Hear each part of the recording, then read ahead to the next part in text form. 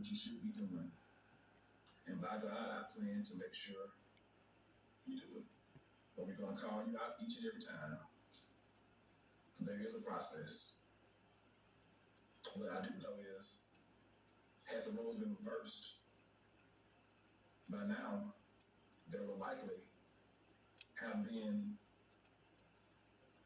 already arrests made. It wouldn't have taken all 6 days, 7 days, whatever the amount of days it's going to take. Had the roles been reversed, justice, the wheels of justice spin quickly. Somebody would have been arrested for something by now. But since the roles are what they are, we are expected to be patient, and they're going to cross every T and they're going to dot every I in the investigation before they make a move because of the people that are potentially involved. And that's the way the criminal justice system works, unfortunately. If you have access to power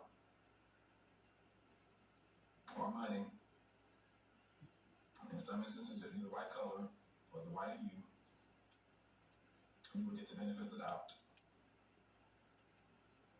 And regardless of all of that, based on what I've heard, not in the affidavits I've seen, if the affidavits come to support what I've heard, I do believe, especially with the autopsy, once that is in, and then if we look at the body to see if there were any bruises or anything else, it should lead to the arrest of one or more individuals for murder, for accessory to murder, for conspiracy to commit murder, aggravated assault, kidnapping, and a list of other possible things. But right now, I could say that based on that video evidence of him demanding his phone back, someone could immediately be arrested for theft. That should have been interviewed by now. Should have been questioned, picked up, and taken to the station, even if they didn't voluntarily go. There are certain people that should be classified as suspects by now. They should not just be persons of interest. They should be actual suspects. I do not agree with the sheriff saying right now foul play is not suspected. He should have said right now it is too early to tell one way or the other if he was going to say anything and try to be fair and impartial. Because all of this suspicious stuff, the suspicion and the actions of the individuals themselves lead you to believe that something is awry. And the stories are not adding up.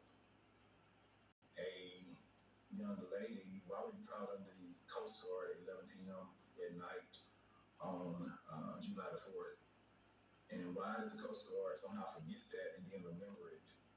And it's just very strange. And why would you warrior up before there is even a body found?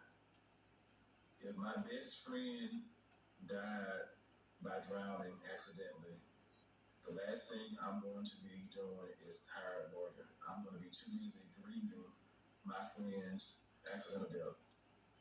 And I would not, in my wildest imagination, ever think that anyone would suspect me of a crime.